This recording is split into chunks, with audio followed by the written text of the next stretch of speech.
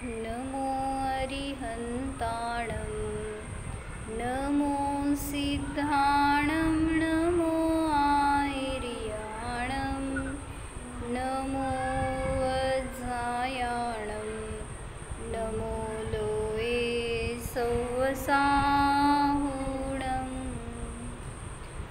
अजरमरविकलविकारी अविनाशी अनन्तगुणधाम नित्यनिरञ्जन भवदुःखभञ्जन ज्ञानस्वभावी सिद्धप्रणाम ज्ञानस्वभावी सिद्धप्रणाम। जय बोला अनंतानंत सिद्ध भगवान की जय।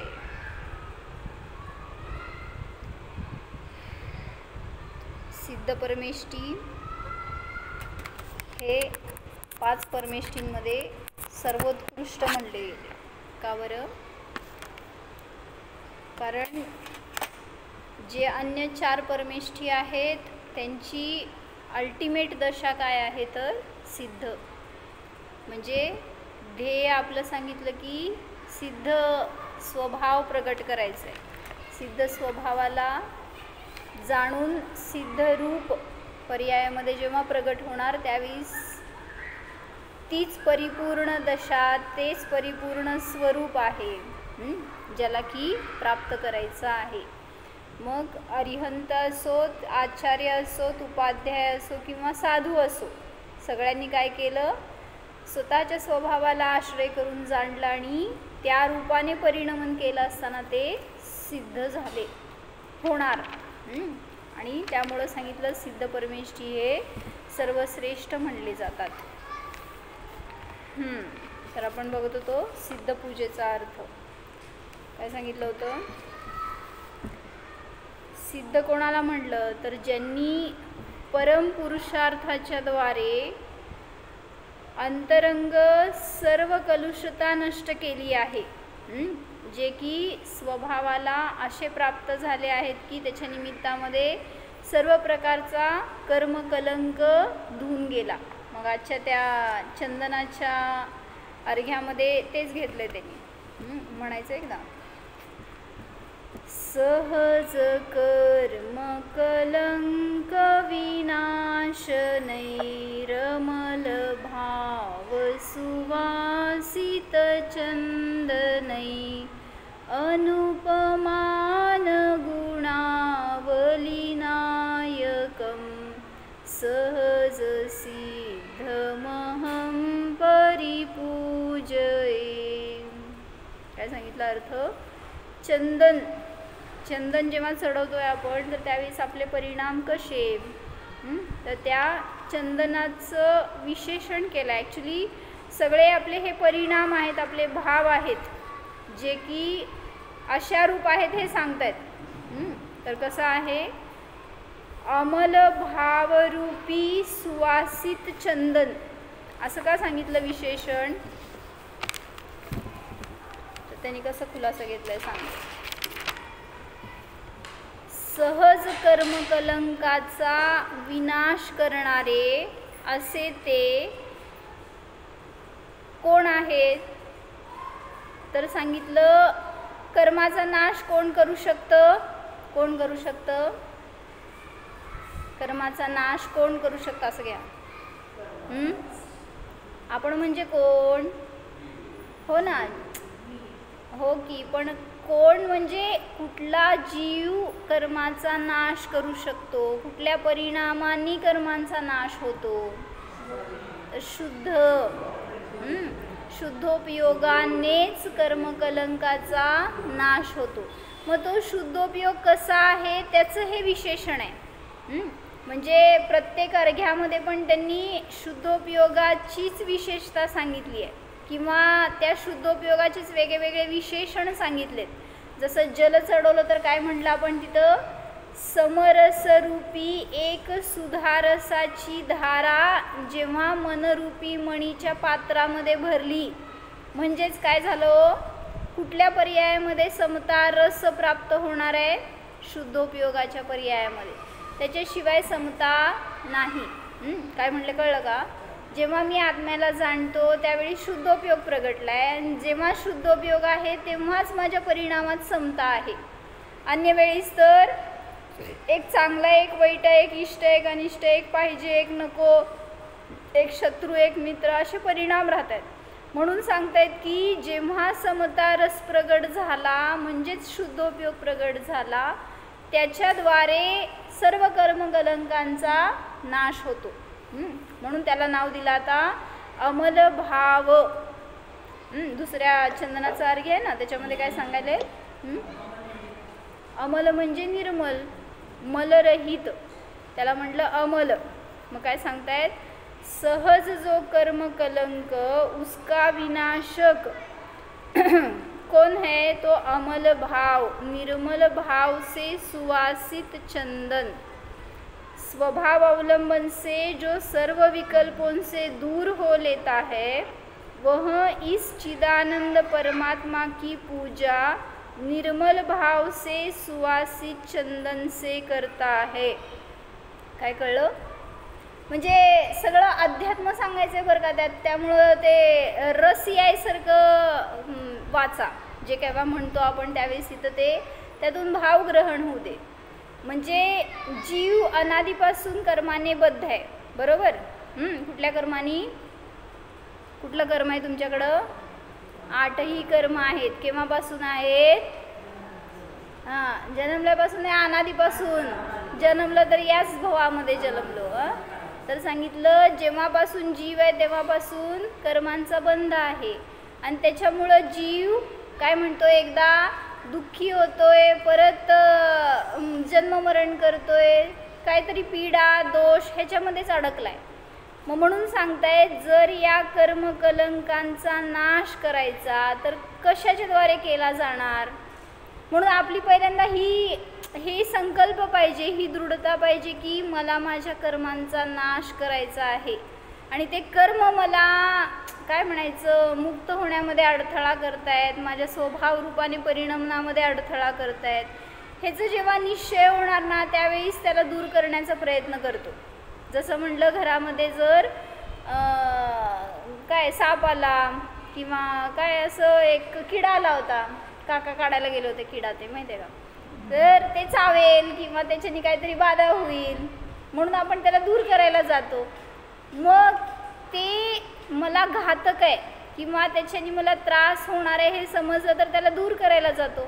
मग तसं हे का वाटत नाही की कर्म जोपर्यंत आहे तोपर्यंत मी घातला जातोय, माझे सगळे गुण, माझा आनंद, माझा स्वभाव घातला जातो, हे का नाही वाटत आपल्याला?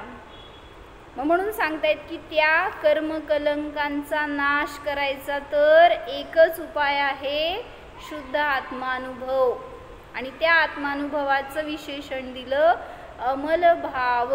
म्हणजे जेव्हा निर्मळता प्रगट होणार आहे स्वभावामध्ये त्यावेळेस हे कर्म सहज दूर होणार, नष्ट होणार.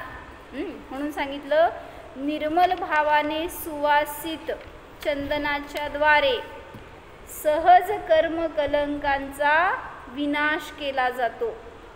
असं ते सगळे शब्द दिसले. सहज कर्म कलंक विनाशनई. सहज कर्म कलंक का म्हणलं? कर्म सहज आहेत, अनादीपासून आहेत. जेव्हापासून आत्मा आहे तेव्हापासून त्यांची सत्ता आहे. अशा कर्मांचा जो कलंक आहे म्हणजेच द्रव्य कर्म आणि भाव कर्म ह्यांची परंपरा नष्ट करणारं कोण आहे? तर निर्मल भाव. तर निर्मल भावरूपी सुवासित चंदनाच्या द्वारे कर्मकलंकांचा नाश करणारे अनुपमान गुणावली नायकम. म्हणजे काय? ज्यांचे गुण अनुपम आहेत. अनुपम म्हणजे ज्याला उपमा देता येत नाही असं. तुमचा मुलगा कसा आहे हो? सिंहासारखा शूर आहे. किंवा मुलगी कशी आहे? तर मीनाक्षी आहे, काय म्हणतात कमलाक्षी आहे, असं काय काय म्हणतात ना. तर तुम्ही ते विशेषण देता त्याला. तर सिद्ध कसे आहेत हो? अनुपम आहेत. सिद्धांचे गुण कसे आहेत? अनुपम आहेत. म्हणजे त्याला कशाचीही उपमा देता येत नाही. अशा त्या अनुपम गुणांची आवली म्हणजे पंक्तीने सहित किंवा त्याचे जे नायक आहेत असे कोण, ते सिद्ध भगवान किंवा माझा शुद्ध आत्मा, माझा सिद्ध स्वभाव. तो सहज सिद्ध स्वभाव त्याला मी पूजतो, त्याची मी पूजा करतो. म्हणजे जसे अनंत गुण सिद्धांमध्ये आहेत तसेच अनंत गुण माझ्यामध्ये सुद्धा आहेत. मग त्या अनंत गुणांचा नायक मी, त्याला मी पूजतो. म्हणजे काय करायचं आहे, अनुभव करतो म्हणजेच पूजा करतो. त्याच्यामध्ये काय सांगितलं वाचते. परिपूजेचा अर्थ काय लिहा. परी म्हणजे समंतात काका, दुसरं चंदनाचंच आहे ना. परिपूजे म्हणजे काय, परी म्हणजे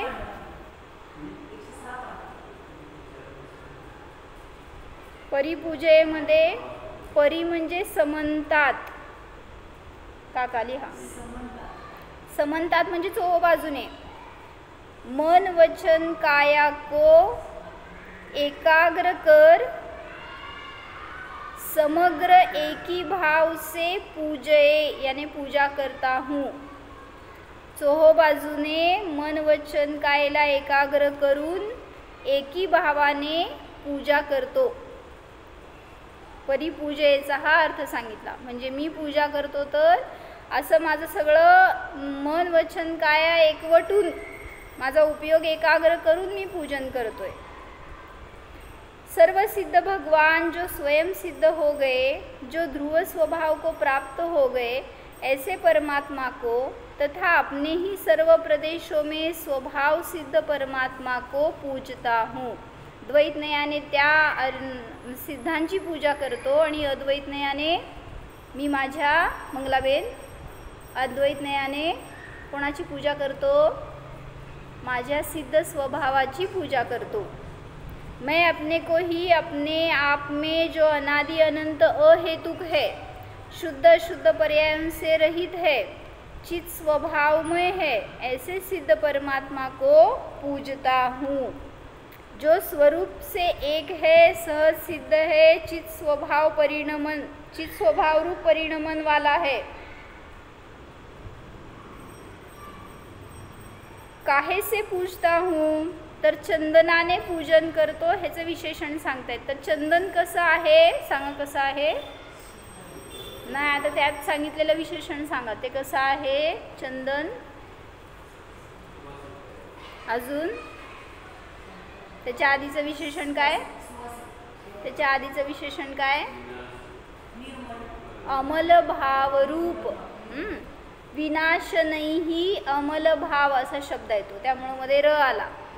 काय म्हणलं, अमल निर्मल भावों से सुवासित सुगंधित या निर्मल भावों में ही जिसका निवास है, ऐसे चंदन से. म्हणजे शुद्धोपयोगाच्या द्वारे मी पूजा करतो. मग इथं पूजक कोण आहे, पूज्य कोण आहे आणि पूजेचं द्रव्य कोण आहे. पूज्य कोण, मंगलाबेन. फॅन चालू आहे, असं थंडगार वातावरण आहे. सिद्ध दिसायला लागलेत का नाही, सिद्ध दिसायला पाहिजे. पूज्य कोण, हां पूजक कोण, पूज्य आणि पूजक आणि पूजेचं द्रव्य तिन्ही काढायचं त्यातून आपल्याला. पूज्य कोण, माझा शुद्ध आत्मा. पूजक कोण, हां पूजा करणारा. हो ना, पूजक कोण आहे.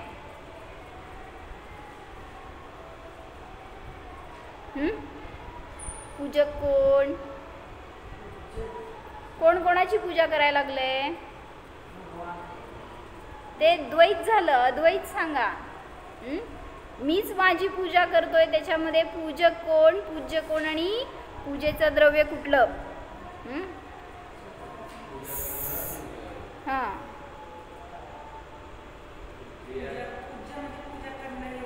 बरोबर. पूजक म्हणजे करणारा. पूजा करणारा कोण आहे, मी आहे. पूज्य कोण आहे, तर माझा शुद्धात्मा पूज्य आहे. आणि पूजक कोण आहे तर माझी शुद्धोपयोगाची पर्याय, ज्याच्याद्वारे मी त्या पूज्य स्वभावाला ग्रहण करतोय. काय सांगितले काकी? जो पूज्य स्वभाव आहे त्या पूज्य आत्म्याला मी पूजक म्हणजे शुद्धोपयोगाच्या द्वारे ग्रहण करतो. म्हणजे त्याला म्हणलं पूजक. जो पूजा करणारा. पूजा करणं म्हणजे इथं अनुभवणं आहे. मग कोण अनुभवतं? आत्म्याला अनुभवण्याची शक्ती कोणामध्ये आहे? पर्यायामध्ये. आपणच आहे की सगळीकडे आपणच आहे. पण आपण म्हणजे काय आहे हे सांगायला लागली आहे. पूज्य म्हणजे आपला आत्मा आहे, द्रव्य आहे. आणि पूजक म्हणजे त्याला जाणणारी पर्याय आहे शुद्धोपयोगाची. त्यामुळं ती त्या पूज्याची पूजा करते. म्हणजे काय? त्याला जाणते, त्याचा अनुभव करते. ती पर्याय पूजक म्हणली गेली. आणि मग हे पूजेचं द्रव्य म्हणून सगळ्यामध्ये त्यांनी विशेषण घालून सांगतायत की जल कसं आहे, चंदन कसं आहे. ॲक्च्युली सगळं हे द्रव्य म्हणजे शुद्धोपयोगच आहे. त्याला फक्त विशेषणं दिली आहेत त्यांनी वेगळी वेगळी. जैसे कि योगियों का भोजन होता है, स्वयं बनाते हैं, अपने में ही बनाते हैं और स्वयं ही खाते हैं, ऐसा उनका स्वाधीन भोजन होता है. और जो पराश्रय से होता है वह तो पराधीन भोजन है. उसी तरह स्वाधीन पूजन स्वाश्रय से होता है. पूजा किसकी होती है? स्वयं की, उक्त प्रकार से चंदन से. परंतु भगवान को पूजते हो सो नहीं, अपने भगवान को ही पूजते हैं. आश्रय तो कर्म मुक्त भगवान को बनाते हैं, लेकिन उनका जो विकल्प भाव बनाया, ज्ञान भगवान को हृदय में लाए, वस्तुतः उसी की पूजा है. पूजा होती है. कोणाचं पूजन करताय? त्या सिद्धांचं करताय. हे सगळं व्यवहार झालं. त्यांना तुम्ही बोलवताय ना, अत्र अत्र तिष्ठ तिष्ठ. म्हणजे काय केलं? ते सिद्ध आले का तुमच्या सिद्धशिलेवरनं तुमच्याकडं? मग काय केलं तुम्ही? हो ना, मग स्थापना केली म्हणजे त्यांना बोलवलं ना. मग ते आले का नाही सिद्धशिलेवरनं तुमच्याकडं? मग हृदयावर स्थापन झाले म्हणजे काय झालं? छान घेतलं त्यांनी याच्यामध्ये बरं का. तिष्ठ तिष्ठ म्हणून तुम्ही त्यांना बोलवता, पण त्यांचं सन्निधीकरण होतं का? सन्निधीकरण म्हणजे सन्निकट येणं. तुमच्या हृदयाच्या आधाराने अधिकरण म्हणजे स्थान मिळवणं. मग आता ते येत आहेत का तिथून इथं? मग तुमच्या हृदयावर कोण आलं हे सांगायला लागले. चांगलं घेतलं त्यांनी बरं का. कि देखो भैया, अत्र अवतर अवतर कहते हैं तो क्या सिद्धशिला से भगवान उतर कर आते हैं, अथवा डूबे हैं सो उतरने को कहते नहीं. यह हमारा ही आत्मा विकारों में डूबा हुआ है. उससे निकलने को अथवा अपनी वृत्ति जो बाहर है सो बाह्य से हटाकर अपने को अपने पास अपने आप में लाने की भावना की जाती है. म्हणून तुम्ही अवतर अवतर म्हणजे ये. कोण ये? कुठं ये? अवतार होत नाही देवाचा, भगवंतांचा. तुमच्याकडे कुठलेही देव येणार नाहीत. मग अवतार होतो म्हणजे कोणाचा अवतार होतोय? मीच माझा उपयोग जो बाहेर जातोय ना त्याला बोलवतोय ये. कुठं ये? इथं मी आहे, इथं ये. जसं देवळात बसल्यावर कुठं बसलेलो असतो आपण? खरं खरं सांगा. देवळात बसलेला नसता तुम्ही. माहिती आहे, आता तर नाहीच नाही 4 दिवसात. कुठं बसलेला असता? घरातच बसलेलं आहे. तिथं कार्यालयात गेलं असं नाही तर कुठं? हैदराबाद का? कुठं? दुसरं गाव आहे कुठलं तर. म्हणजे तिथं पोचलेलो असतो हे सांगायला लागले. मग त्यासाठी सांगतायत की अत्र अवतर म्हणजे हे जीवा तू बाहेर चाललायस, ये इथं ये. बाहेर पळू नकोस. काय हवा? मी अकलूज सोडून कुठेही जाणार नाही 4 दिवस. चला म्हणा, अत्र अवतर अवतर, इकडे ये जीवा. कुठं? त्यागीच्या सानिध्यात, म्हणजे आपल्या स्वभावाच्या सानिध्यात पहिल्यांदा. तर स्वतःचा उपयोग जो बाह्य विकारांमध्ये चाललाय त्याला बोलवतोय. त्याला म्हणलं अत्र अवतर अवतर. लिहा, आपल्याला माहिती राहावं. अवतर म्हणजे कोणाचा अवतार आपल्या हृदयावर होत नाही, तर अवतर म्हणजे ये. कोणाला बोलवतोय? आपलाच उपयोग, आपले भाव जे बाहेर जात आहेत त्यांना आपण स्वतःमध्ये बोलवतोय. आता तिष्ठ तिष्ठ म्हणजे काय हो? निंद्र, निंद्र ना. हां, निंद्र निंद्र हे भगवान. आणि ये येला काय म्हणायचं? बाबा. बरी बरी. हां सॉरी, म्हणजे देवाला ये म्हणायचं. तर मग तुमच्या भाषेमध्ये कशी असती हो स्थापना? हे स्वामी बरी बरी निंद्र निंद्रू काय म्हणायचं? कधी आम्ही ऐकली नाही. हां, हे स्टँडर्ड आहे ना, आता संस्कृत आहे, मराठी पण नाही आहे. ये म्हणत नाही आम्ही देवाला, देवा ये. हां असं नाही आहे. तर ते लहान मुलं म्हणतील पण तसं, त्यांना ते शब्द येत नसतील तर. शेवटी भाव महत्त्वाचा आहे, शब्द काय पण असतील. तर तिथं सांगितलं भगवंतांना बोलवलं. आता तिष्ठ तिष्ठ म्हणजे थांबा थांबा. मग कोण कोणाला थांबवतंय? कुठं थांबवतंय? कुठं थांबवतो? स्वभावामध्ये. हे सांगतायत. तिष्ठ तिष्ठ भी ऐसा ही मतलब लेना है कि जो आत्मा परभाव में बैठा है उसे वहाँ से हटाकर निज उपयोग में ही बैठना है. म्हणजे जो उपयोग परामध्ये बसलाय, सगळ्यांचा उपयोग कोणामध्ये आहे सांगा आता? चेंडके परिवाराचा प्रसन्नमध्ये बसलाय. प्रसन्न नाही आहे, अप्रसन्न आहे. मग तो उपयोग काढून आपल्यामध्ये घेणं म्हणजे तिष्ठ तिष्ठ. काय कुठं चाललंय बाहेर? इथं ये, इथं बस, इथं बस स्वतःमध्ये, असं आपण सांगतोय. त्याला म्हटलं तिष्ठ तिष्ठ. सन्निधिकरण का भी यही भाव है कि हमें अपने भगवान का साथ न छूटे, सानिध्य न सुटो. ह्याला म्हणलं सन्निधिकरण. म्हणजे सन्निकट येणं, सानिध्यात राहणं, ह्याला म्हणायचं सन्निधिकरण. तुम्ही म्हणता ना प्रतिष्ठापना करत असताना सन्निधिकरणम स्थापनम. अनंत काल से जो संसार में घूम रहा है, परभावों से, पर पदार्थों से साथ बना रखा है, वह साथ छूट कर स्व का ही साथ रहे, स्व समय रूप वृत्ति रहे. किंतु यह सब बात भगवान को बुलाने बैठाने के भाव से शीघ्र होती है. म्हणजे एक अवलंबन म्हणून आपण सिद्धांचं घेतोय आश्रय, पण सिद्ध तुम्हाला निर्मळ बनवणारे नाहीत, तुम्हाला मोक्षाला नेणारे नाहीत, तुम्हाला सुखी करणारे नाहीत. पण त्यांच्या प्रेझेन्समध्ये तुम्ही ॲटलिस्ट सावध राहणार म्हणून तिथं सांगितलं सिद्धांना बोलवा. काय कळलं? जसं समोर हेडमास्टर बसले तर कसं असणार आपलं जे काय करणार ते कार्य, एकदम अलर्टमध्ये असणार ना. तसं सांगितलं की सिद्धांना बोलवलंय आपल्यामध्ये, तर आपल्या सगळ्या क्रिया सावधानतेने असणार, म्हणून त्यांना बोलवलं जातं. श्रावक के तो जगत में पैदा होने वाले और बाज़ारों में बिकने वाले चंदन से ऐसे भगवान की पूजा नहीं होती. बाहेरच्या चंदनानी भगवंतांची पूजा होत नसते. वह तो होती है निर्मल भावापन्न शीतल आत्मद्रव्य से. भगवंतांना जर तुम्हाला आता ते भगवान म्हणा किंवा माझ्या सिद्ध स्वरूपाचं जर पूजा करायची तर नियमाने आपल्या निर्मळ परिणामांनीच पूजन होणार. इसी चंदन की पूजा से भगवान प्रसन्न होते हैं. सांगा प्रसन्नला काय? भगवान कसे प्रसन्न होणार? जर पूजा केली तर प्रसन्न होणार. पूजाला कुठे गेला? पूजाला पण सांगा. कोण भगवान? निज चैतन्य भगवान. कर्मसिद्ध भगवान तो प्रसन्न निर्मल हमेशा के लिए है ही, लेकिन हमारे भगवान की वर्तमान प्रसन्नता हो तो भविष्य में भी उस प्रसन्नता का उदय रह सकता है.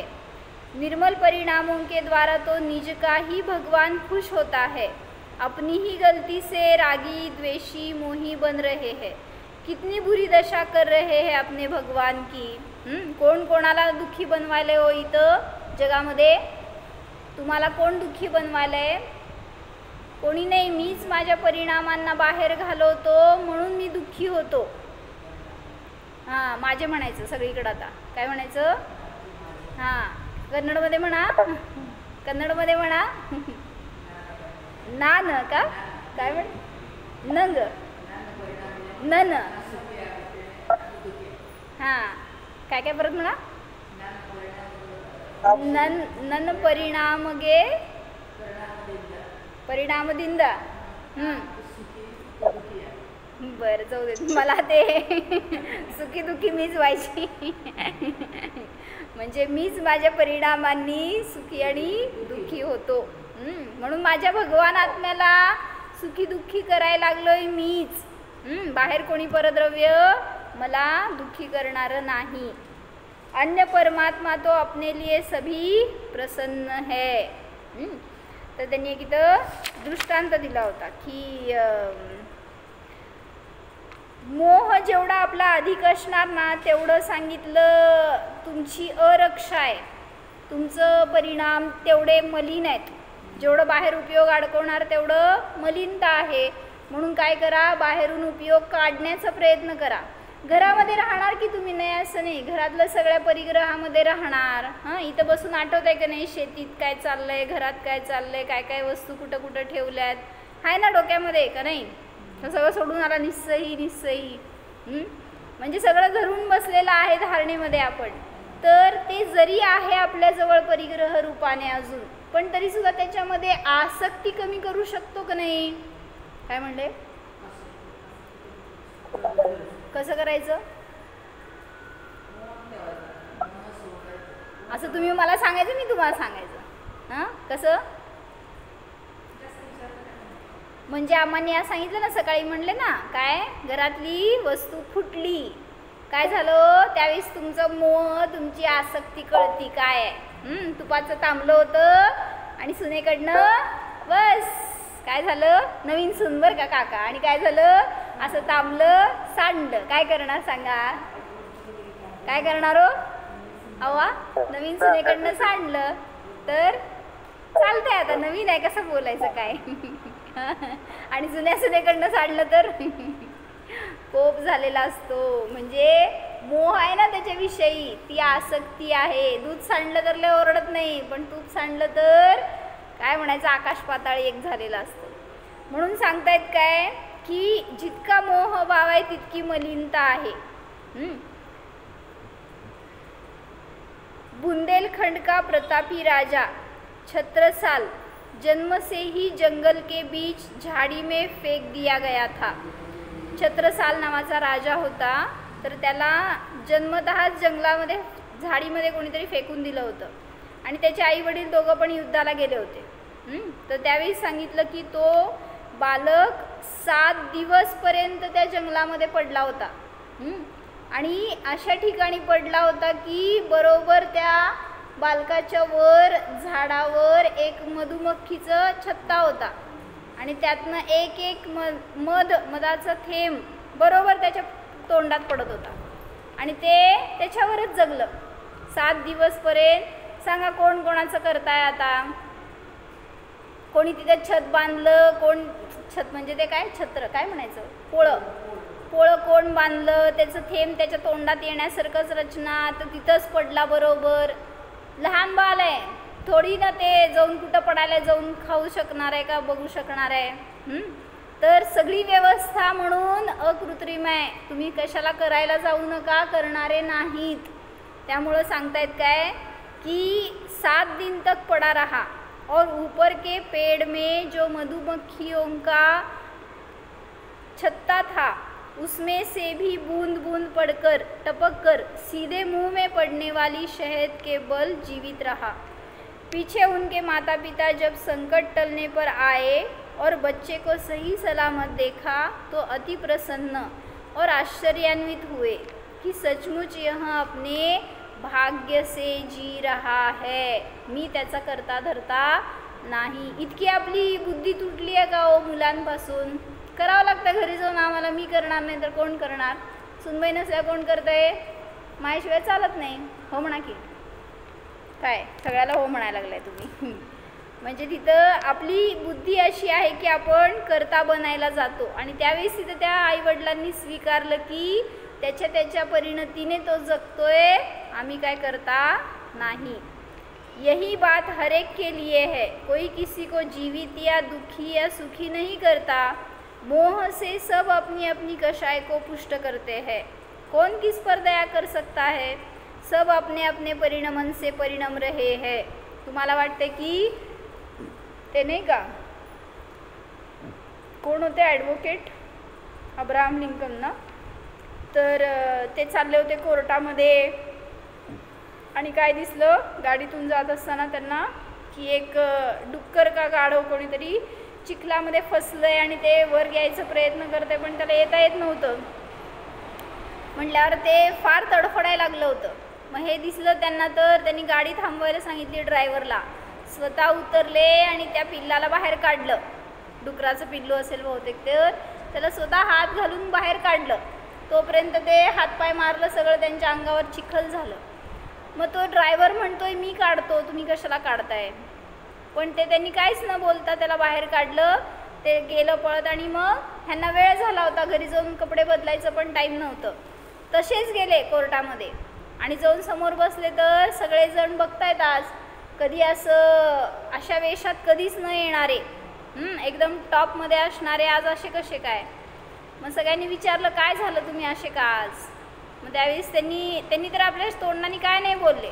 मग ड्रायव्हर आला समोर आणि तो सांगितला की असं असं त्यांनी एका गाढवाच्या पिल्लाला का काय डुकराचं पिल्लू होतं त्याला मदत केली आणि बाहेर काढलं, म्हणून त्यांची अशी दशा झाली. मग ते बाकीचे पण सगळे म्हणाले तिथं तुम्ही कशाला काढायला गेला. ड्रायव्हरला सांगितलं असतं तर तो काढला असता, कोणाला तरी बोलवलं असतं तर ते काढले असते. तर त्यांनी उत्तर एवढं छान दिलं. ते काय म्हटले मी काढलं ते कशासाठी, त्याच्यावर उपकार करण्यासाठी नाही. मला जे भाव झाले तो दुःखात आहे, त्याचं दुःख दूर करावं हे माझ्या परिणामांना शांत करण्यासाठी मी त्याला बाहेर काढलं. म्हणजे मी त्याला सुखी करणारा नाही, मी मला सुखी करणारा होतो. मला जे विकल्प आले. म्हणूनच तुम्ही पण कधी असं काय पाण्यात किडा पडला किंवा काय रस्त्यावरनं कुठलं जाणारा जीव असेल तो जखमी झाला असेल त्याला आपण कडेला करतो वगैरे, कशासाठी.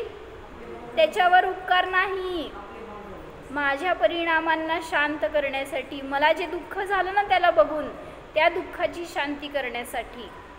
म्हणून कोण असं पक्षीला पकडायला समजा एखादं प्राणी असं काय जे काय दिसलं त्याच्यामध्ये आपल्याला पहिल्यांदा ती वेदना झाली आणि त्या वेदनेला शांत करण्यासाठी आपण प्रयत्न करतोय. म्हणून तिथं बाहेर कोणी कोणाचा करता नाही. मोही जीव झूठे ही कर्तृत्व बुद्धि से परपदार्थों को बनाने बिगाड़ने का संकल्प विकल्प किया करते हैं, लेकिन कोई किसी का करता धरता नहीं होता. तर असे हे सिद्ध भगवान ज्यांना सिद्ध प्रिय वाटतात. कोणाला वाटतात. ज्यांना सिद्ध प्रिय वाटतात. लिहा वाक्य छान आहे. काय म्हणले म्हणा बघ मंगलाबेन. ज्यांना सिद्ध प्रिय वाटतात त्यांची समजून घ्या गृहस्थी संपली. म्हणजे संसार दशा संपत आली.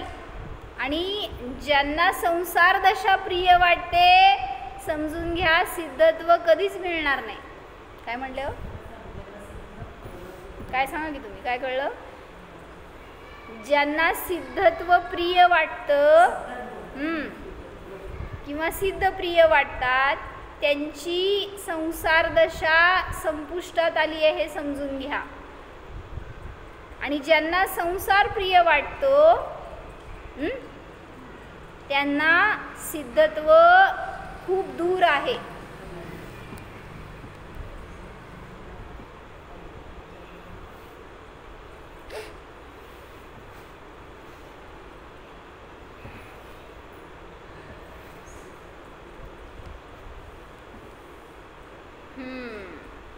तर म्हणून सांगितलं की सिद्ध कसे आहे तो. त्यांचं स्वरूप जाणलं असताना आपल्याला त्यांच्याविषयी प्रीती सहज होते. असे आहेत सिद्ध की कोणाच्या विषयी गैरभाव नाही, विषम भाव नाही, कोणाच्या विषयी परिणामामध्ये आकुलता नाही, कोणाचं काही करण्याचे भाव नाहीत, कोणाला काही देण्याचे घेण्याचे भाव नाहीत. सतत बस सुखमय सुखमय. काकाजी काय म्हणले. तर म्हणून इथं त्यांनी काय घेतलं की सहज कर्म कलंक विनाश नाही. म्हणा एकदा चंदनाचं. 106 पान आहे. रमल भाव सुवासित चंदनै अनुपमान गुणावलीनायकं सहज सिद्धमहं परिपूजये. म्हणजे काय सांगा, समजलं का अर्थ आता? सहज कर्म कलंकाला नष्ट करणारे कशाच्या द्वारे?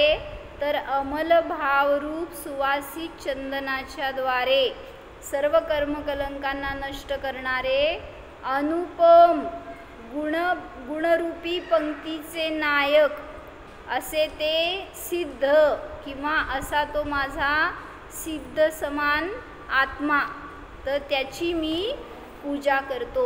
जो सहज सिद्ध स्वभाव आहे त्याची मी पूजा करतो. मग हे सांगत होते की सिद्ध कसे आहेत? सिद्ध तर वैदेही आहेत. म्हणजे काय? वैदेही नाथ म्हटलं जातं सिद्धांना. म्हणजे देहाच्या जे अतीत आहेत, देहरहित आहेत, अतींद्रिय आहेत, स्वरूपाला प्राप्त झालेले आहेत.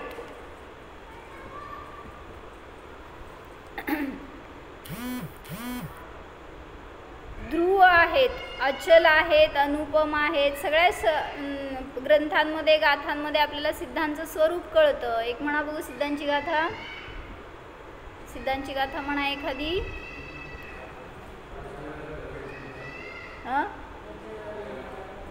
अहो गाथा हो, ते पूजा झाली. गाथा म्हणावं सिद्धांची कुठली एखादी. सिद्ध कसे असतात? अशरीरा अविनासा अनिंदिया निर्मला विशुद्धप्पां जहलो यज्ञे सिद्धा तह जीवा संसिदिणेयाम. काय सांगितलं? अशरीरा अविनासा अनिंदिया निर्मला विशुद्धप्पा जहलो यज्ञे सिद्धा. जसे लोकाग्रच्या अग्रभागी सिद्ध आहेत तह जीवा संसिदिणेया, त्याप्रमाणे हा संसारी जीव जाणण्यायोग्य आहे. कुठली गाथा आहे विचारा? नियमसारची गाथा आहे. कितवी आहे? 48च्या जवळपासची आहे का बघा. आणि मला पाठ करून द्या सांगायची काय. आणि तसा मी आहे ह्याचा अनुभव करायचा आपल्याला, तर पाठ होती गाथा. कसा आहे मी? अशरीरी आहे का? आत्मा माझा, शरीर माझा आहे का? अनुभव तो झाला ना तर अशरीरीचं भावभासन होतं. अशरीरा म्हणावा. अशरीरा म्हणा की आवा. अविनासा अनिंदिया निर्मला, निर्मला नव्हे, निर्मलाबाई नाही, निर्मला विशुद्धप्पा. हां, निर्मला म्हणजेच निर्मल आहे आणि ते प्राकृत आहे ना, त्यामुळे त्याला असं जोडून म्हणायचं. आणि विशुद्धप्पा, विशुद्ध आहे आत्मा. जहलो यज्ञे सिद्धा, जसे लोकाच्या अग्रभागी सिद्ध आहेत तसा हा मी संसारी जाणण्यायोग्य आहे. म्हणजे माझा आत्मा सुद्धा सिद्ध सदृश आहे असा आपण अनुभव केला असताना त्या सिद्धत्वाचा आनंद आपल्याला सुद्धा पर्यायात प्रगट होतो. हो, जाणा हा मी शरीररहित, देहरहित, कायरहित जीव आहे, सिद्ध आहे, विनाशरहित, मरणरहित, अंतरहित, अनंत अविनाशी जीव आहे.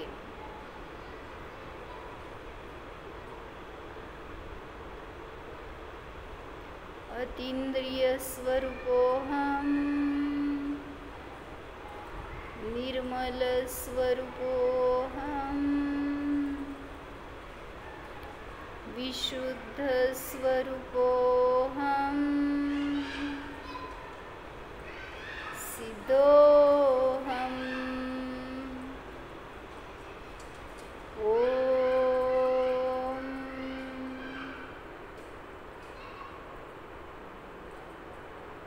विसर्जन। नमो हरि